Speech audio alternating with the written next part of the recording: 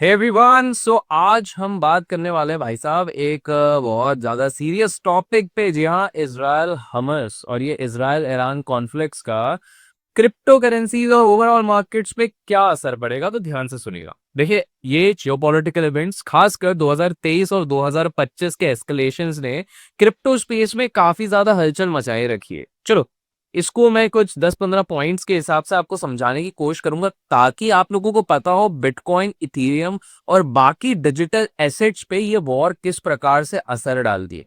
पूरा अगर सुनोगे तो इंसाइटफुल कुछ चीजें पता लगेंगी। तो पहली चीज आपको समझनी है शॉर्ट टर्म वोलैटिलिटी।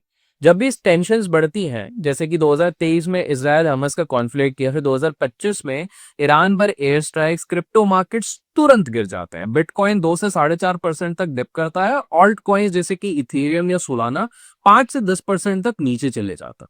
यह अनसर्टेनिटी का इंस्टेंट रिएक्शन होता है और ट्रेडर्स के लिए थोड़ी सी टेंशन हो जाती है। दूसरा, रिस्क ऑफ सेंटिमेंट क्या होता है? क्रिप्टो करेंसीज को अभी भी हाई रिस्क एसेट्स माना जाता है, ऑलमोस्ट लाइक टेक स्टॉक्स। जब कॉन्फ्लिक्ट शुरू होता है, इन्वेस्टर्स रिस्की बेट के साथ अपने हाथ पीछे खींचने लेते हैं और ट्रेडिशनल सेफ हेवेंस जैसे कि गोल्ड हो गया, यूएस ट्रेजरीज हो गए या फिर यूएस डॉलर्स की तरफ भागने लगते हैं। इससे क्रिप्टो के प्राइसेस पे प्रेशर पड़ता है क्योंकि लोग स्टेबिलिटी चाहते हैं। तीसरा, आपको समझना पड़ेगा लिक्विडेशन के इवेंट्स होते हैं। 2025 का इजराइल ईरान एस्केलेशन इसका एक बड़ा एग्जांपल है। 24 घंटे में $1.1 बिलियन के क्रिप्टो पोजीशंस लिक्विडेट हो गए। लेवरेज ट्रेडर्स को यह शॉक लगा और पैनिक सेलिंग काफी वैल्यू वाइप आउट कर चुकी थी। यह दिखाता है कि क्राइसिस में जितनी जल्दी चीजें बिगड़ सकती हैं, उतने कोई दिमाग नहीं लगा सकता। बिटकॉइन की लेकिन रेजिलियंस देखिए, इनिशियल डिप्स के बावजूद बिटकॉइन ज्यादातर स्टेबल ही रहता है। 2023 के इजराइल हमास कॉन्फ्लिक्ट में ये $27,000, $28,000 के आसपास होल्ड कर रहा था। क्यों? इसका डिसेंट्रलाइज नेचर उसको जियो पॉलिटिकल केओस से थोड़ा अलग रखता है compare to traditional stock markets. आपको ये समझना पड़ेगा कि ऑल्ट कॉइन्स की वल्नरेबिलिटी, सॉरी भाई साहब, अंग्रेजी थोड़ी थोड़ी बोल लेते हैं। तो जैसे ऑल्ट कॉइन्स हो गया, सोलाना हो गया। तो जून 2025 में क्या हुआ था? इथेरियम ऑलमोस्ट 11% गिर गया था जब इजराइल ईरान के टेंशन बढ़े थे। तो आपको समझना है ऑल्ट कॉइन्स पे सबसे ज्यादा इफेक्ट पड़ रहा है। कुछ लोग बिटकॉइन को डिजिटल गोल्ड भी कहते हैं, ये चीज याद रखो। लेकिन क्या ये कॉन्फ्लिक्ट्स में सेफ होता है? तो हमेशा इसको कह नहीं सकते नहीं होता, क्योंकि ज्यादातर स्पेक्यूलेटिव एसेट की तरह ही ये बिहेव करता है जब भी इस तरह के वॉर्स होते हैं। तो अगर कोई आपको ये कहता है कि भाई बिटकॉइन में ही सारे पैसे डाल दो जब भी वॉर हो रहा है, गलत कर। आपको समझना पड़ेगा ऑयल प्राइसेस का भी इंपैक्ट पड़ता है। मिडिल ईस्ट कॉन्फ्लिक्ट से ऑयल प्राइसेस स्पाइक करते हैं, स्पेशली जब स्ट्रेट ऑफ हॉर्मस बंद होने का डर होता है। तो हायर ऑयल प्राइसेस इन्फ्लेशन बढ़ा सकती है, जो सेंट्रल बैंक्स को मॉनेटरी पॉलिसीज टाइट करने पे मजबूर कर देती है। क्रिप्टो करेंसीज के लिए बुरा होता है क्योंकि high interest rates speculative assets को कम अट्रैक्टिव बनाती है। आपको मैं बता दूं कि हाल फिलहाल में हम क्रिप्टो करेंसी में क्या कर रहे हैं वो मैं आपको स्क्रीन पे बताऊंगा, और उसके लिए मैं डेल्टा एक्सचेंज यूज करता हूं जिसका लिंक डिस्क्रिप्शन में मिलेगा। और जो भी वहां से अकाउंट खोलता है उसको एक मौका मिलता है हमारे फ्री लर्निंग ग्रुप का हिस्सा बनने के लिए। तो मेक श्योर आप जाके चेक करो। लेकिन हाल फिलहाल में अब इसको कंटिन्यू करता हूँ। वीडियो लाइक नहीं किया तो लाइक जरूर कीजिए, इससे प्रोत्साहन मिलता है। कमेंट्स में क्रिप्टो लिख दीजिएगा और क्रिप्टो रिलेटेड वीडियोस पसंद है। देखिए, आपको ये चीज समझना होगा, क्रिप्टो एक फंड रेजिंग टूल भी है। थोड़ा कंट्रोवर्शियल है, लेकिन हमस जैसे ग्रुप्स ने बिटकॉइन जैसे क्रिप्टो करेंसीज यूज किए हैं फंड रेजिंग के लिए। रिपोर्ट्स के हिसाब से 2021 से लेकर 2023 के बीच में उन्होंने $41 मिलियन इसी तरीके से कलेक्ट करा था। ये दिखाता है कि क्रिप्टो की एनोनिमिटी दो धारी तलवार है भाई साहब। तो कहीं ना कहीं ये टिका रहता है। आपको ये चीज समझनी पड़ेगी। अब ये समझना पड़ेगा कि पॉजिटिव ह्यूमैनिटेरियन इनिशिएटिव्स भी यहाँ पर दिए गए। कैसे?